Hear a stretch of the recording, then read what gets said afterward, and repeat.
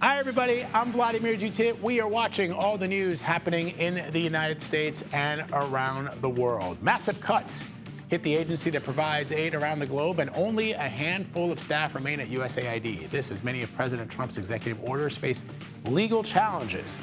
Plus, the first jobs report of the Trump administration is out. We're going to look at how the White House is responding and what it says about the state of the U.S. economy. And we're just days away from the most protected Super Bowl in history. How security has been ramped up even more with President Trump about to become the first commander-in-chief to attend the big game. This is CBS News 24/7. But we begin with some breaking news. New York Governor Kathy Hochul has announced 7 cases of bird flu in live poultry markets in the New York City area. As a result, she's ordered the closure of all these markets for the next week.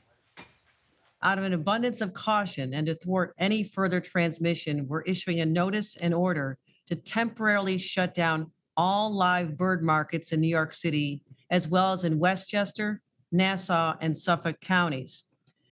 CBS News correspondent Lana Zak is live with the developments for us. So, Lana, what can you tell us? Well, so far, Vlad, the cases of avian influenza, better known as bird flu, were detected in the outer boroughs of New York City. That means Brooklyn, Queens, and the Bronx. All of these were found during regular inspections. These cases were in birds, though, not humans, and it's important to emphasize that. As a result, live poultry deliveries are on pause. The markets are closed, meaning that they need to clean all of it to try and prevent the spread. But even before this, as you know, the outbreak has sent the prices of eggs and milk soaring. And now, with New York's live poultry markets closed for the next week, this is in part an economic story. Restaurants in the New York City area could see an impact right before Super Bowl weekend. Now, just yesterday, we reported that there were cases found in cows in Nevada. Here's why that is concerning. This is a strain that had never before been seen in cows. That has experts worried about this particular avian flu's ability to spread across species. We spoke with infectious disease expert Dr. William Schaffner about that threat potentially to humans. Well, we've already had one experience of an infection of someone who acquired their influenza infection by consuming unpasteurized milk products. So we don't want that to be more widespread, obviously. The important thing also to know is that we're having a big outbreak of regular flu at the present time. So take care out there. Avoid people who are coughing and sneezing. And as you heard Dr. Schaffner telling Errol, cases of regular flu, not bird flu, they're spiking right now with about 20 million cases this season. In New York, with the bird flu, the governor says there is no immediate public health threat and that the state will remain vigilant on avian influenza. Nonetheless, Vlad, anyone who thinks they might have been exposed to bird flu needs to see their doctor. All right, Lana Zak for us with that breaking news this morning. Thank you, Lana. Appreciate it. Thanks. Okay, turning now to those massive cuts to USAID, as nearly all of the agency is expected to be laid off today. Reuters reports the agency will retain just over 600 workers, which is down from the thousands that it had. I want to bring in CBS News White House reporter Aaron Navarro. Aaron, unions representing USAID, as you know, have filed a lawsuit against the Trump administration. What are they arguing? Good morning, Vlad. This lawsuit filed last night against President Trump as well as Secretary of State Marco Rubio argues that the White House's actions to dismantle USAID in the past couple of weeks oversteps the role of Congress, who established USAID as an independent agency in 1998. Just a reminder of some of the actions they've taken on USAID: an overall freeze on foreign aid, a stop work order, a cut down of an agency of about 14,000 staff to an expected 294 instead. The lawsuit last night says that none of these actions got authorization from Congress and says Congress can be the only entity that can lawfully dismantle this agency. They are looking for a temporary restraining order and the impending move tonight for all direct hire personnel to be put on administrative leave and any further actions. It also looks to restore the agency's funding for foreign aid as well as reopen its offices. And just this morning, Trump posted on Truth Social, quote, "USAID is driving the radical left crazy and there's nothing they can do about it," and then talked about how the White House needs to shut it down. So, Aaron, another federal judge has blocked President Trump's attempt at ending birthright citizenship. Tell me about that and how the White House is responding.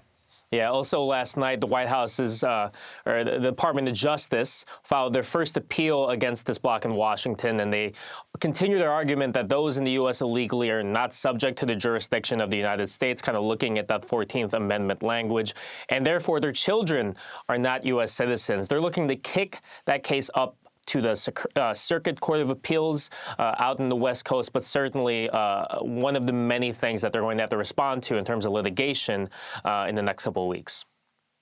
All right, Aaron Navarro for us this morning. Aaron, thank you very much.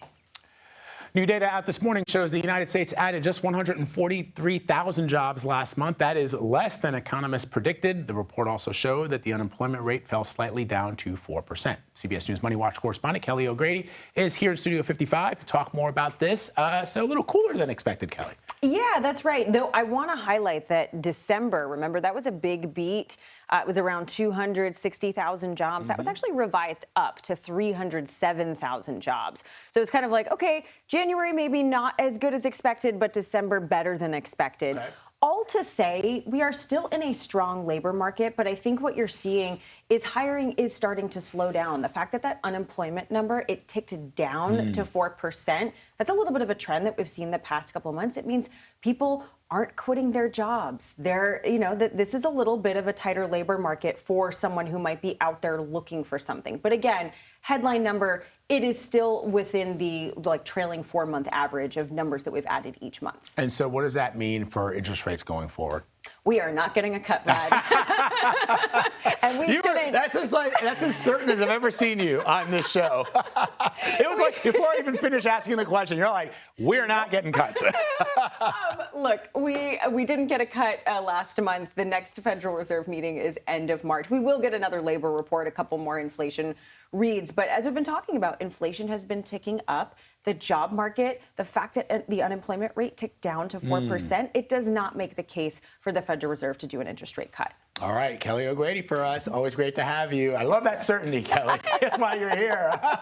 Okay, let's talk about the International Criminal Court, the ICC, which is condemning President Trump's executive order imposing sanctions on the body. This morning, the court called on its members to stand up against the decision. CBS News foreign correspondent Chris Livesay has more from Jerusalem. Well, the move comes after the International Criminal Court issued arrest warrants for Israeli Prime Minister Benjamin Netanyahu and the Israeli Defense Minister, the former Defense Minister rather, Yoav Gallant, over alleged war crimes in Gaza. Now, the move freezes assets and bans travel for ICC officials involved in cases against the U.S. and its allies. Trump called the court's actions, quote, illegitimate and baseless, while the ICC fired back, saying the sanctions undermine international justice. Human rights groups, including Amnesty International, are slamming Trump's order, warning it sets a dangerous precedent for when it comes to holding leaders accountable for suspected war crimes.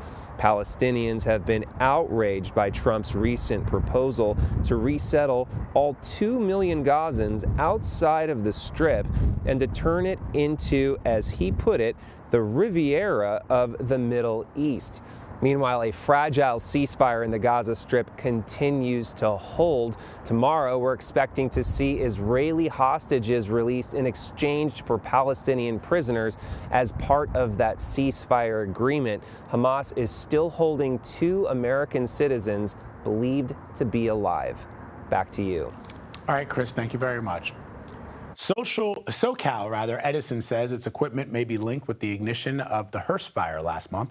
The revelation came in a filing with state utility regulators yesterday. SoCal Edison was responding to claims made by the LA Fire Department that its equipment had caused the Hearst fire. SoCal Edison also said it had not found obvious indications to support claims its equipment sparked the Eaton fire. Investigations into the cause of those fires are ongoing. The company says it is cooperating with authorities. Check out this video of Pasadena police jumping into action to save others from the Eaton fire. In Southern California, Detective Marshawn McIntosh was one of dozens of officers who jumped into the fray. He helped save about 40 people from a senior care facility. Police Chief Gene Harris praised the officers during a news conference yesterday. At least 2 people are dead and 3 others injured after severe storms tore through eastern Tennessee this morning. Morgan County officials are saying a possible tornado moved through the region. A mother and a daughter were killed. Tennessee Highway Patrol is surveying the structural damage. Let's bring in CBS News Philadelphia meteorologist Tammy Sousa with the first look at the national forecast. Hey, Tammy.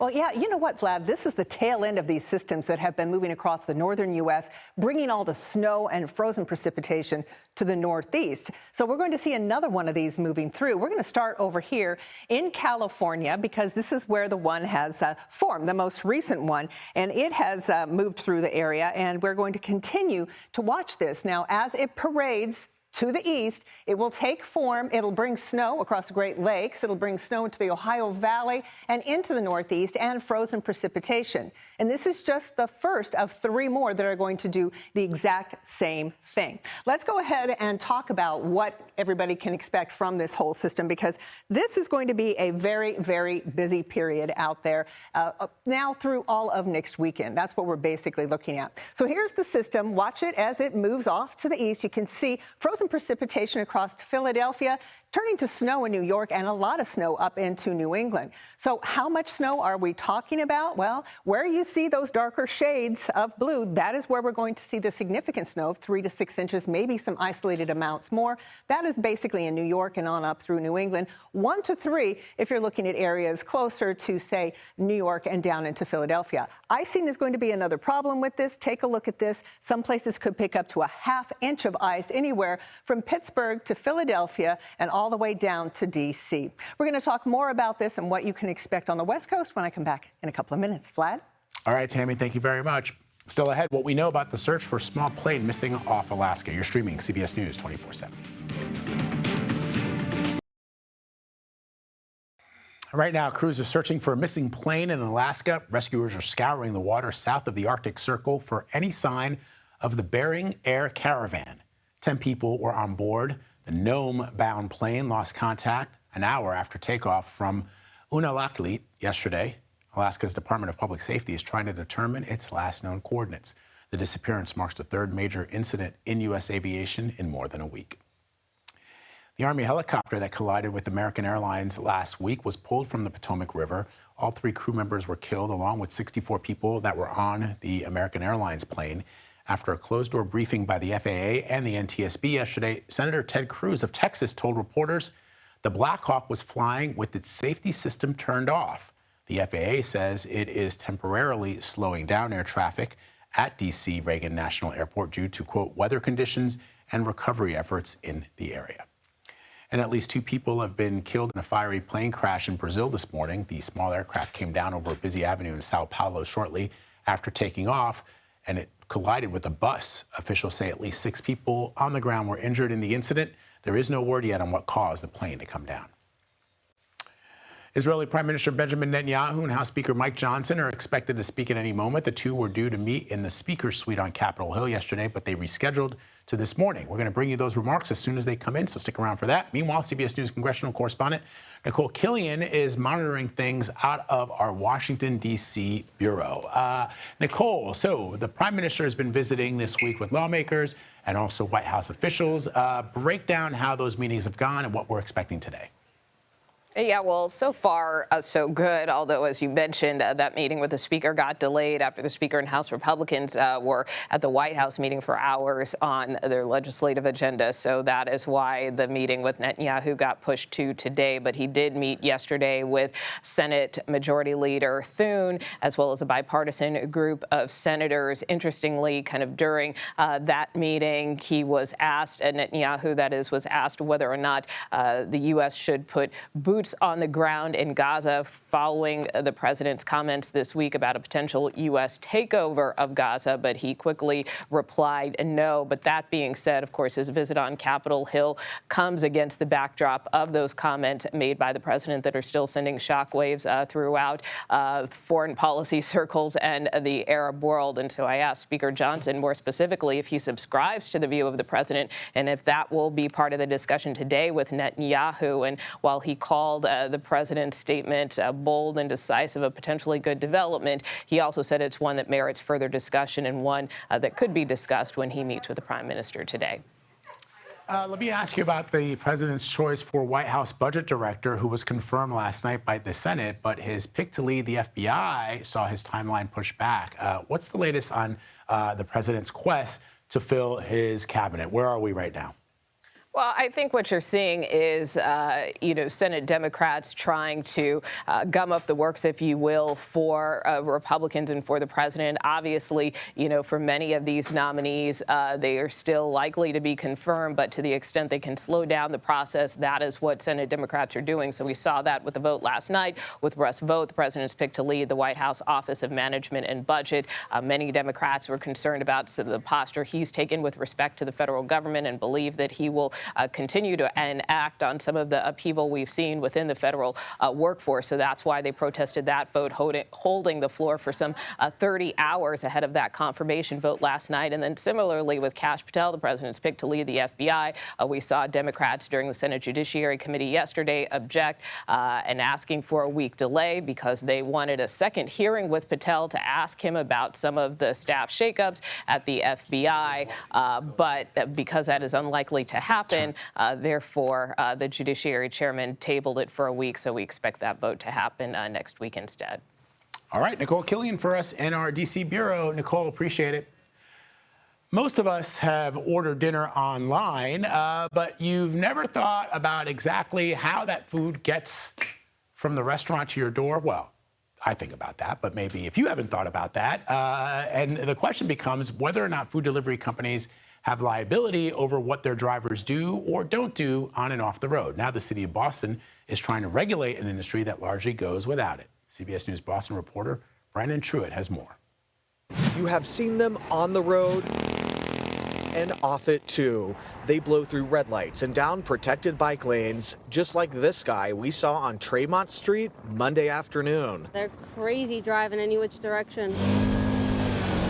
Drivers for food delivery companies have taken over parts of Boston, like this block of Boylston Street at Copley Square. Just ask Alicia Dobbin. I almost got hit, almost went down. My boss got hit because they take full advantage of the bike paths. So they're almost as dangerous as the actual street now. On Monday, the city announced a new permit system for food delivery companies like Grubhub, DoorDash, and Uber Eats, all in an effort to cut down on unregistered mopeds and illegal driving. Moving forward, companies must have a permit to operate in the city. Getting one requires proof of liability insurance for all drivers and sharing driver data. The companies already have the information within their systems of who is driving the wrong way, of the unsafe behaviors that are taking place. This will help ensure that we are getting that into oversight of our public sector. DoorDash responding to the mayor saying the ordinance would clearly miss the mark in the pursuit of safer streets and that it would result in price hikes for Boston families. This is not a uniquely Boston problem, but cities are going about it differently. Last year, Boston seized less than 500 unregistered mopeds. Compare that to New York's 13,000 in the first half of the year. Boston City Councilor Sharon Durkin says the policy change is needed. These delivery platforms are causing a lot of issues on our streets, and I think the technology has gotten a little bit ahead of the regulations, and that's what we're trying to correct for here. And in their statement, DoorDash said they started pushing for more two-wheel delivery options at the request of the city years ago when they were focused on easing congestion on the roads. In the Back Bay, Brandon Truitt, WBC News. Coming up, we're going to hear from one of the FBI agents who fears retaliation from the Trump administration due to their work on the January 6th investigations. You're streaming CBS News 24/7.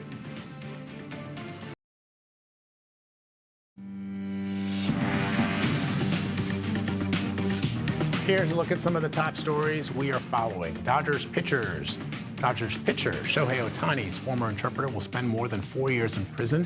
Ippei Mizuhara was sentenced in a California federal court yesterday. He was also ordered to pay more than $18 million in restitution to Ohtani and the U.S. government. Mizuhara pleaded guilty to bank fraud and stealing from Ohtani to pay for his sports gambling. In Washington, a priest was attacked in the middle of a prayer service. The whole assault was caught on the church's live stream. You can see a man jump up and run onto the altar, attacking Father David Gaines. He managed to fight off the man before others jumped in, and thankfully, the priest only sustained minor injuries. Police charged the accused attacker with fourth-degree assault. And look at this. Rescue crews have saved a golden retriever who was swept out to sea in Wales. The dog's owner says the pup was spooked by something and darted out of her car running towards the water. The dog was carried further and further out to sea due to a strong current. A lifeboat crew managed to find the pup, lift her to safety, and reunite her with her owner. Good news. All right, CBS News has learned that the U.S. government is considering daily flights to send migrants to Guantanamo Bay. 2 flights landed earlier this week, with another set to land today. CBS News senior national security correspondent Charlie D'Agata is live from the Pentagon. Charlie, what do we know about the phases of this migrant deportation plan, which is rolling out right now? Yeah, so the first flights, Vlad, good morning to you, to Guantanamo Bay is sending around 2,000 people into this huge complex that has already been built. It's and being expanded as we speak to house thousands or even tens of thousands of detainees. So as you said, the first flight, another flight is expected today. That will continue into the weekend. The initial phase includes around 2,000 migrants. 2 planes have already arrived. They were said to be carrying high-threat detainees, alleged members of a Venezuelan gang. They will be held in a sort of separate area, in a sort of high-security area away from the rest of the detainees. Remember, obviously, Gitmo, the naval base, contains a huge high-security prison. Next phase is to prepare for thousands of migrants. They've been setting up tents. You maybe have seen some of the pictures.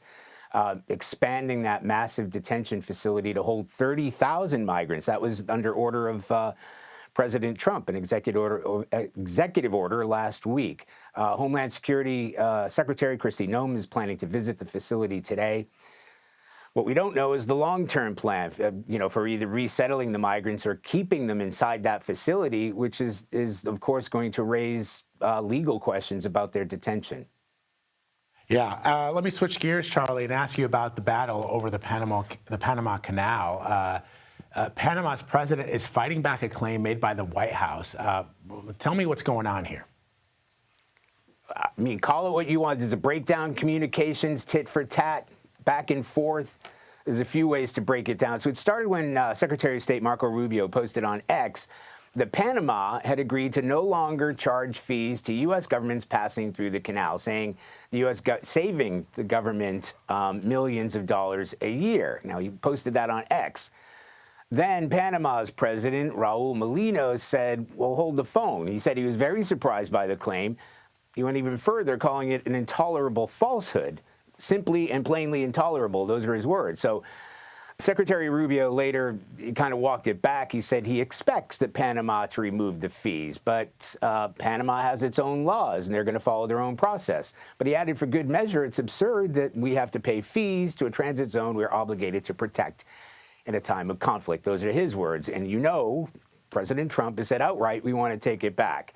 Panama's president said his country will reject bilateral relations based on falsehoods. However, and this is important, at the same time, Panama did scrap a deal with China called the Belt and Road Initiative.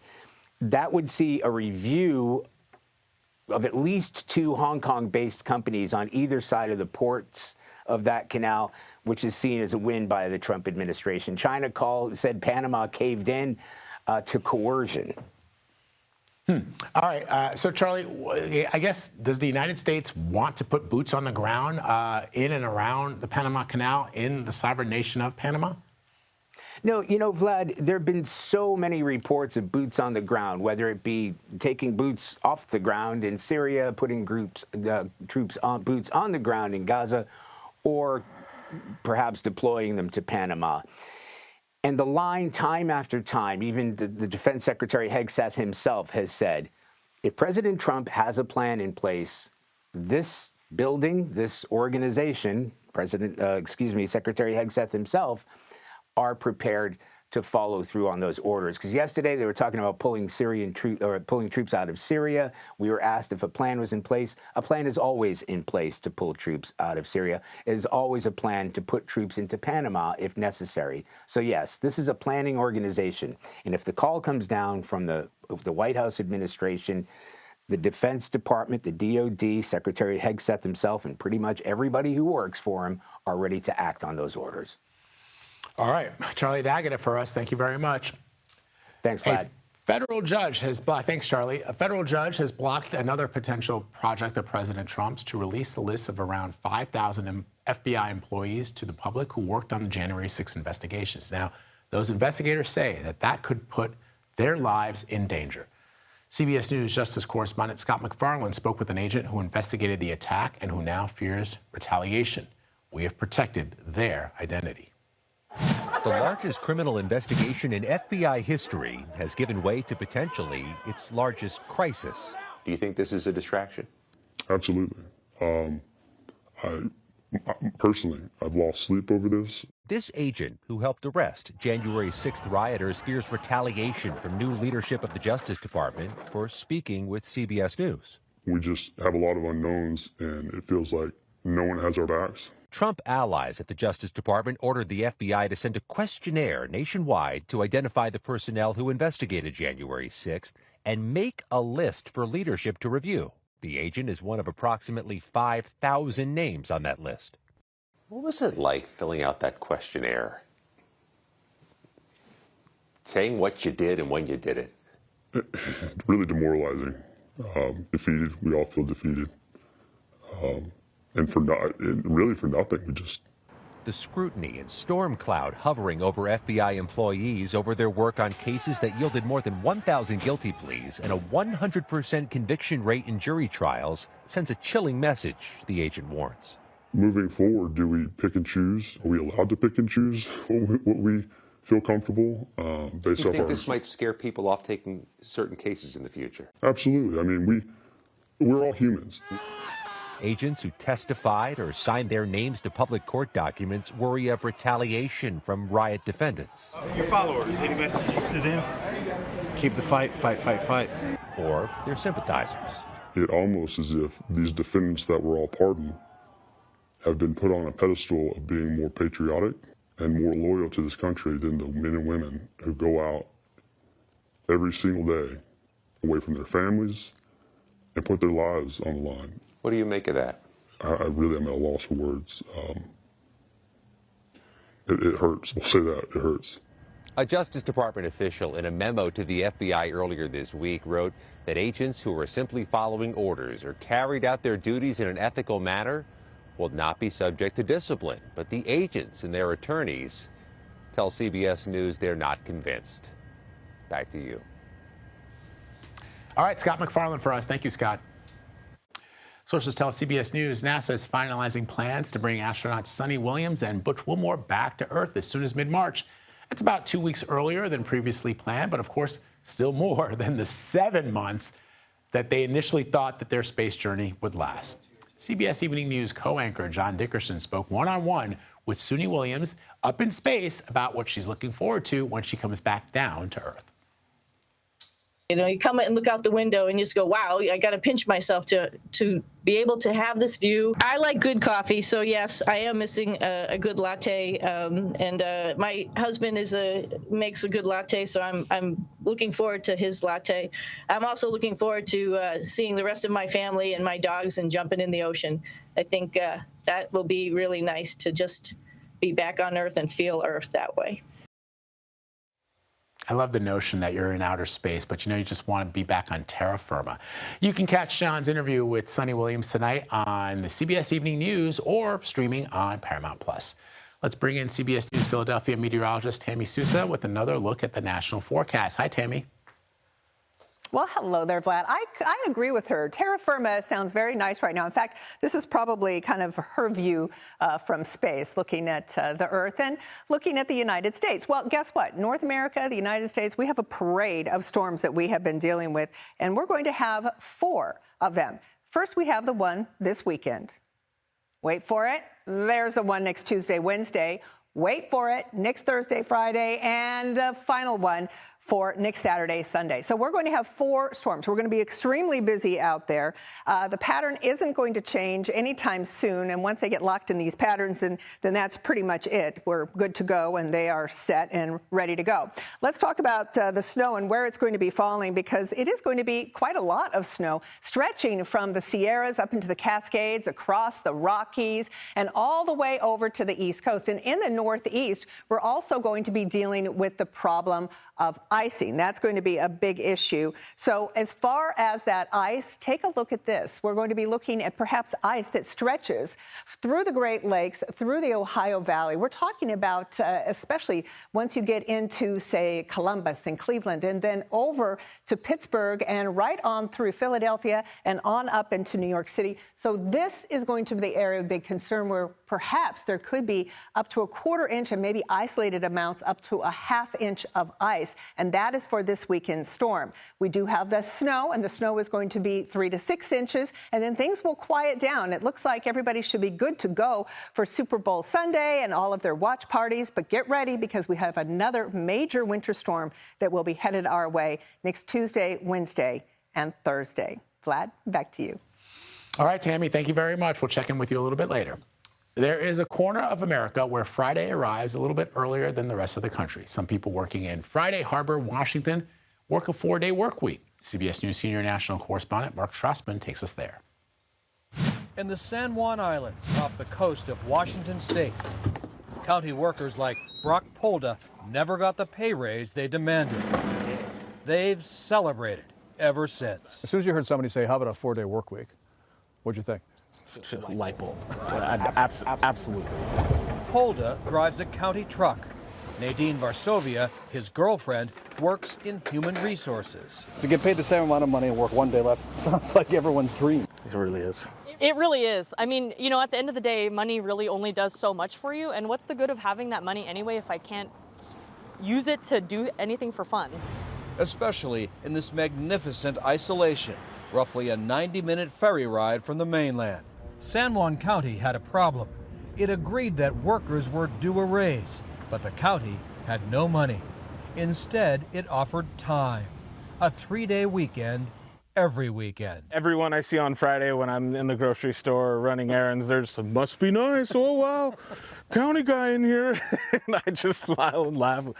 40 hours pay for 32 hours work involves a trade-off. Many county offices are closed on Fridays. Was there griping at the beginning? There was certainly some concern from residents at the beginning. Brandon Andrews, the county's Parks and Fair director here, helped negotiate the deal. Do you want us to raise taxes when things are already expensive? Do you want to cut services, or do you want us to get creative? In the year plus since this reduced work week began, avoiding a big pay raise for employees saved San Juan County nearly $1 million. Job applications are up 85%, while the turnover rate is down 43%. And employees calling in sick also down by 23%. I'm going to pick you up after school. Yeah? Okay. For Katie Fleming, it's meant more time for her family and volunteering. Wow, you guys. Good thing for monthly beach cleanups. She's the county's solid waste coordinator. We caught up with her cleaning storm debris along the beach. Work-life balance. That is, I think, the biggest thing. If people are watching and saying, well, of course, what a great deal for you. Mm-hmm. You're saying you're working just as hard. Just as productive, yeah. I know in my department, we're getting the same amount of work done. Nadine Varsovia agrees. So there's a lot less chit-chat in the office, a lot more people just kind of nose to the grindstone getting their work done. And recruiting for open jobs on this isolated island suddenly has become a breeze. So has your job become a whole lot easier? Yes, filling positions is great. Now we get our pick of the litter, if you will. What used to be, well, we'll take a warm body, is now we get our choices. She used the extra time to finish her master's degree. If you had to work 40 hours a week but get a pay raise, would you rather have that? In all honesty, no. No. Yeah, no. Absolutely not. No. Yeah, you know, money is really only worth so much. I'd rather have that time for myself. On this Pacific Northwest gem, today is TGIT. Thank God it's Thursday. For Eye in America, Mark Strassman in Friday Harbor, Washington. Have you noticed more rats scurrying by lately? It's not just a New York problem. Just making sure. As it turns out, there's a scientific reason. There's a scientific reason. No, it's super clean here. There's a scientific reason that more are showing up in major cities. We're going to dive into that study next. You're streaming CBS News 24/7.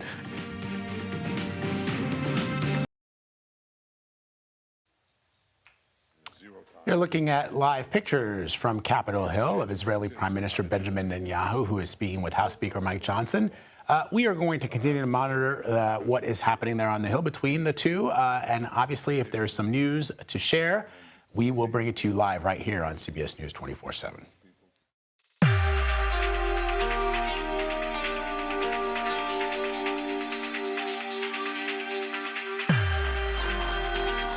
A new study found that the rat populations have spiked in cities with warming temperatures resulting from climate change. It found that the cities with the biggest growth rates were Washington, D.C., New York City, San Francisco, Toronto, and Amsterdam. For more, I want to bring in the lead author of that study, Jonathan Richardson. He is an associate professor at the University of Richmond. So, Professor, walk us through what you found in this study. Good morning, Vlad. So what we found is that cities that are experiencing warmer climate trends, so temperatures that are increasing over time, also are experiencing the fastest increases in rat population growth. We also found that cities that have been growing and having more humans moving into those cities, so higher human population density, they also have faster increasing rat populations. And then lastly, urbanized cities, ones that have more concrete, asphalt, and buildings and less vegetation, that also was linked with increasing rat populations. So what is causing, I mean, we put up some of these factors here that are linked to rising rat populations. So we sort of understand what the effect of those things are having on rats, but what is causing us to, let's throw that list back up again, because I want people to understand that the result of the things that we are doing are what is leading to the increase in rat populations. Yeah, there's two basic parts of the equation for rat population growth. It's how humans are keeping our own nest in terms of managing garbage and food waste and things like that. But there's also these urban environmental variables that from this study clearly are important to this. And so in terms of warming temperatures, there's not a lot that individual cities can do about that, but it's very important to understand how that impacts the biology of the species, because if winter is delayed by a week or two, if it stays warmer into November and December in this part of the world, or if it gets warmer a little bit earlier in the spring, or like we're seeing this week where it's unseasonably warm, that gives rats a little bit longer time to stay above ground and to forage and get more food and maybe squeeze out another reproductive cycle or two, which is easy to see how that accelerates population growth. Population density in terms of people sort of becoming a more urban species ourselves, that makes intuitive sense too, because the more people that pack themselves into cities, the more food waste that's going to be available for these rats to take advantage of. And these rats are really well adapted to turning excess food into new baby rats that'll be scampering around our neighborhoods in these cities. Oh boy! So let's talk about Washington D.C., which saw a rat population growth of 1.5 times higher than right here in New York City. Now, most New Yorkers would be shocked at that and not believe it, because we have rats here that enjoy pizza and knishes and you know what else? Donuts. Yeah, donuts. You see New Yorkers here, like, they're all screaming out like what they've seen rats feasting on here in New York City. What's going on in D.C.? Well, I want to be careful, Vlad, and acknowledge that for cities that are experiencing these increases in rat population sizes, it's not necessarily an indictment of the hardworking teams in those cities that are dedicated to rodent control. Almost always they're under-resourced. They don't have a big enough budget. They don't have a large enough staff to even address the residential complaints that come in and to deal with these intense infestations that are already there. So they have trouble keeping up for reasons that, you know, are beyond their own control, these rodent management teams. Now, anybody that works in New York City, lives in New York City, so we do a lot of work there as well. You know, maybe it was surprising that the population growth wasn't as high, but remember, this is not absolute population of rats. New York City almost certainly has many more rats than does Washington, D.C. Their populations, they're growing, but not quite as fast as Washington, D.C. Now, what's going on behind the scenes there? We really need to dig into, not us just as a research team, but each of these cities needs to dig in and see what are they doing different in one city that's maybe having more success, and can they adopt some of those practices? For Washington, D.C., I know that rodent control team, they do a lot of outreach to residents trying to encourage them to submit complaints and sightings of these rats. And so they're trying to get a handle on all the areas of the city that they need to address. New York City is a very different city than Washington, D.C., very different type of challenge, much bigger staff there dedicated to dealing with these rats.